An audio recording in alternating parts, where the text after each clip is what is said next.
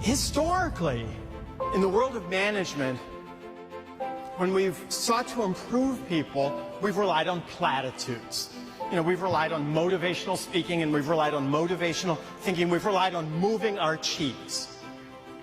But in a world where you're competing against the likes of Uber and Google, or maybe you want to be the next Uber or Google, that is not going to cut it.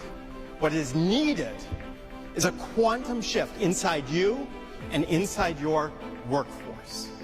And really, for the first time in history, the rewiring science we've discussed has moved from the point where it's no longer theoretical, it's now practical. So we can actually use this science to rewire your brain, and with that, effectuate really dramatic improvements in both your productivity and your effectiveness. First, we're going to take a look in some depth at the unconscious mind and how it affects absolutely everything we do and why it's so critical in rewiring science. And then second, I'm going to share with you some of the core discoveries that have been made during this past decade, teaching us how we can actually go into the unconscious mind and rewire the pathways. We're now looking at a live feed of Maggie's brain. And so what you see is as the alpha waves come and go, her brain is turning more or less blue. Should we test our luck and just do it one more time just because it's so cool?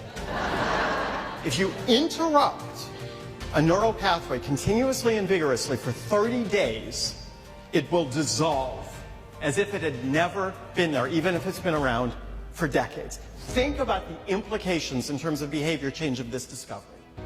And what makes David unique and different is that he's truly a practitioner of his speech. He is actually a living example of what he's teaching us to do.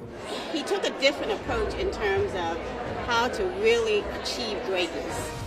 I had an extremely unusual, some say weird, childhood.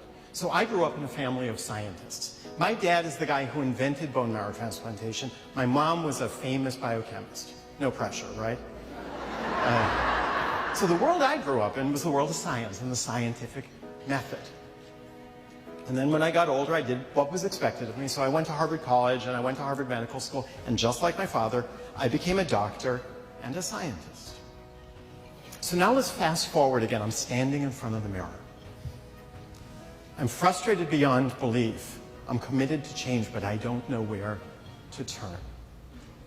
And in that moment, the strangest thought just pops into my head. And I say to myself, David, you're a scientist. What if you look at this moment the way a scientist would? And that moment, that became the turning point for me. That became the beginning of my journey into the world of rewiring. Because you see, from that moment on, I started observing myself completely differently. I observed myself objectively, kind of the way a scientist would watch a lab rat. I took my company, which was generating $7 million in revenues, and in 9 months, I grew it to $130 million in sales. I exited that, I started 2 new companies, both of them rapidly grew to $100 million. The discovery I made 14 years ago, the discovery that changed my life, was that you and I, we have unconscious patterns that shoot us in the foot. Patterns we are completely unaware of.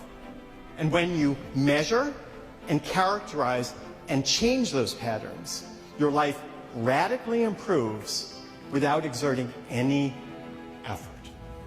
The presentation itself was just so remarkable. I loved that he actually showed how it worked. Eye-opening to know that technology is there and you can do it. It was life-changing today for me because I now think there's help.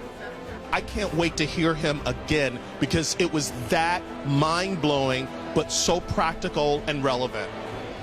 May the science be with you.